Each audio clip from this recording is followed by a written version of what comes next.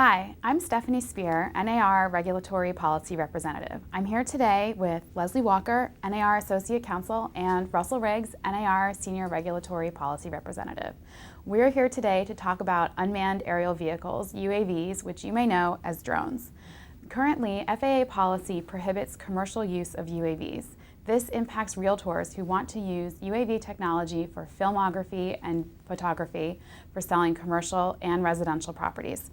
The UAVs in question are small, about 55 pounds or less. Current NAR policy discourages realtors from using UAV technology until formal FAA regulation has been promulgated. Leslie, can you give me an update on the case that sort of brought a lot of this into the limelight?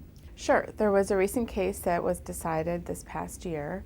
A gentleman named Raphael Perker was shooting a promotional video at the University of Virginia. So he was employing one of these UAVs to shoot the promotional video, which would be for commercial purpose. The FAA found out and fined Mr. Perker $10,000, and this was the first time that anybody had been fined by the FAA for using an unmanned aerial vehicle. Mr. Perker challenged the fine that the FAA levied against him, and in the case, the administrative law judge dismissed it against Mr. Perker. And this generated a lot of excitement and attention in the news. People were confused that this now meant that you can go out and use UAVs any way that you wanted. The FAA has appealed the decision, which has the effect of staying that administrative law judge's decision. So at the present time, nothing has changed. It's still the FAA's position that UAVs cannot be used for commercial purposes, and until we have a decision on the appeal or the FAA comes out with rules and regulations allowing for the use of UAVs, at the present time it's prohibited to use UAVs for commercial purposes without an exception from the FAA. Russell, can you talk about what's going on in the regulatory world in terms of UAVs? Well, in 2012, Congress passed a law that basically allowed and authorized the FAA to begin work on regulations that will integrate small UAVs into the national airspace. Since then, the FAA has been working to develop these set of proposed regulations on small UAVs, which is the kind of UAV that our members will be using the most.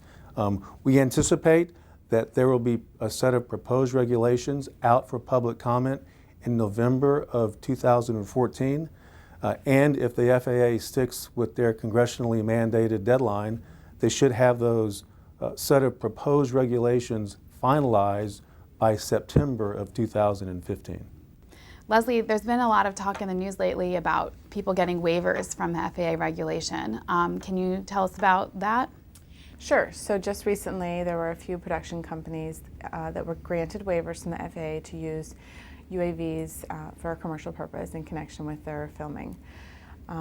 As I mentioned earlier, there is a process that you can apply for a waiver from the FAA to use a UAV for a commercial purpose, and these production companies were successful in doing so, but it should be noted that it's a very long and arduous process. I know that the waivers were applied for several years ago, and the production companies that were in fact granted these waivers had extensive safety manuals and other regulations that they were willing to adhere to in using these UAVs. So it's not an easy process, and it's not an ideal way to have these UAVs out for use. So hopefully in the near future there will be rules and regulations that will replace this waiver process.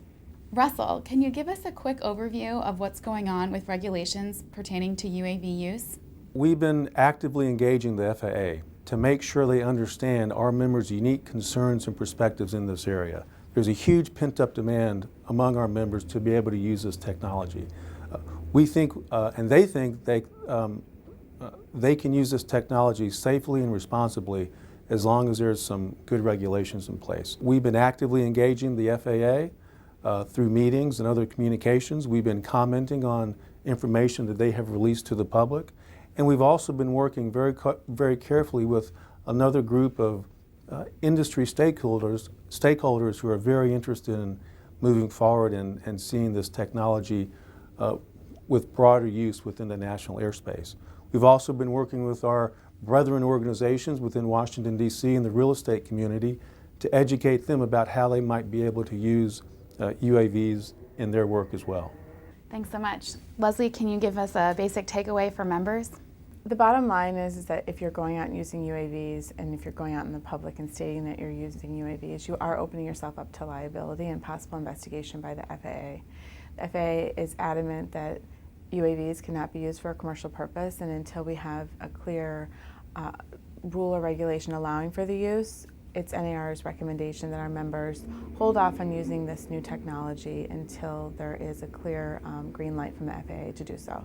Thanks so much for joining us today.